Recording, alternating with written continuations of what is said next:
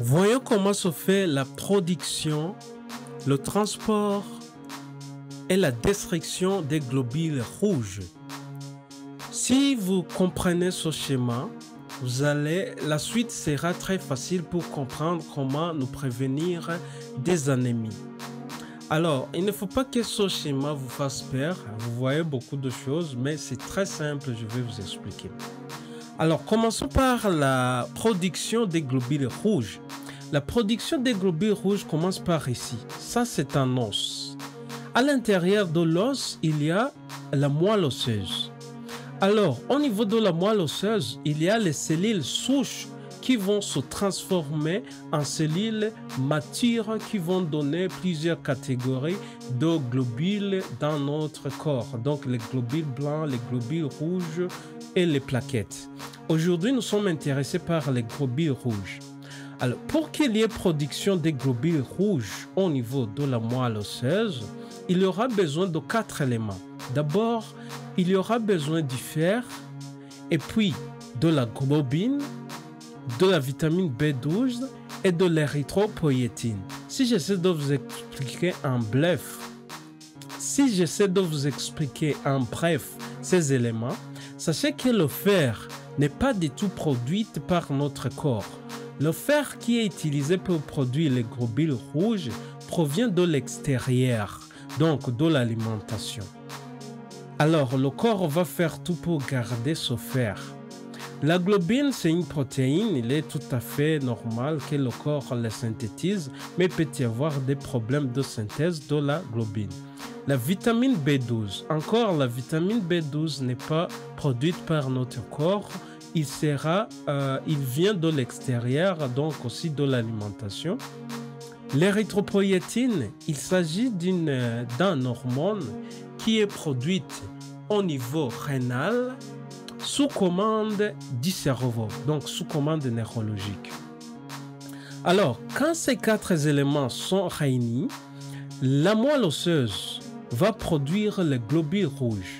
Ces globules rouges que vous voyez vont se déverser dans la circulation sanguine et au bout de 120 jours, quand ils auront atteint leur espérance de vie, donc ils vivent pendant 120 jours, au bout de 120 jours, ces globules rouges vont être détruits et phagocytés par les macrophages. Quand ils sont détruits, ces globules rouges, ils vont donner 2 produits. Donc la globine, qui est une protéine, qui sera encore dégradée en plusieurs acides aminés parce que les protéines sont composées des acides aminés. Alors, l'autre produit qui viendra de la destruction des globules rouges, c'est l'hème. L'hème, alors, va se transformer en fer et en biliverdine.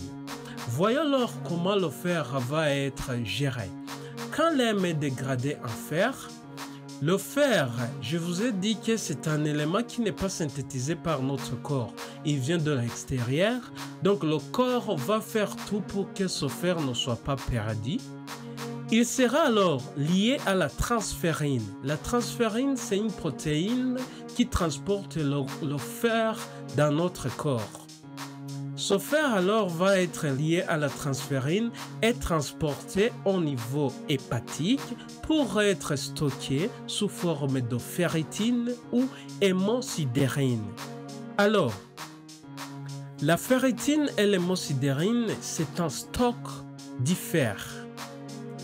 Quand le corps a besoin du fer, c'est la ferritine qui sera mobilisée pour donner ce fer que le corps a besoin. L'hémosidérine, c'est aussi une forme de stock du fer, mais il n'est pas du tout mobilisable rapidement comme la ferritine. D'ailleurs, la ferritine intervient dans 90% des cas pour donner du fer qui est utile à notre corps.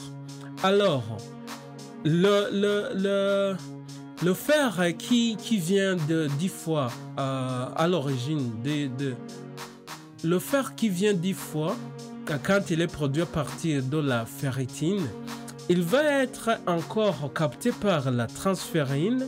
Je vous ai dit que la transférine, c'est la protéine qui transporte le fer dans notre corps.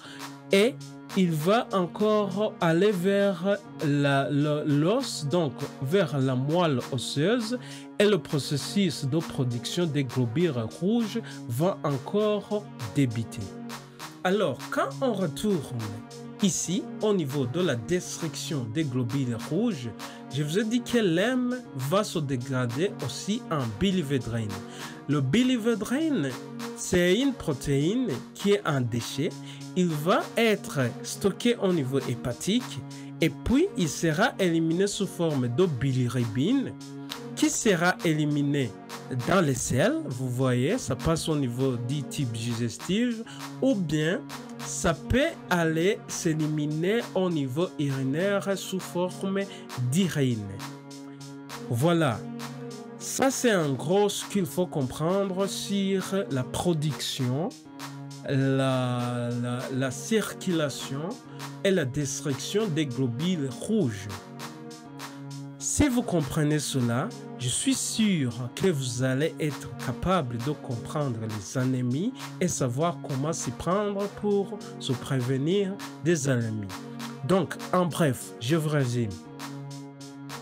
Les globules rouges sont produits à partir de la moelle osseuse en tenant compte de 4 éléments qui sont le fer, la globine, la vitamine B12 et l'érythropoïétine. Quand ils sont produits, ils vont dans la circulation sanguine où ils vont passer 120 jours. Après ces 120 jours, ces globules rouges vont être détruits. Et puis quand ils sont détruits, ils sont dégradés en 2 composantes, donc la globine et l'hème. L'hème à son tour est dégradé en fer et en biliverdine.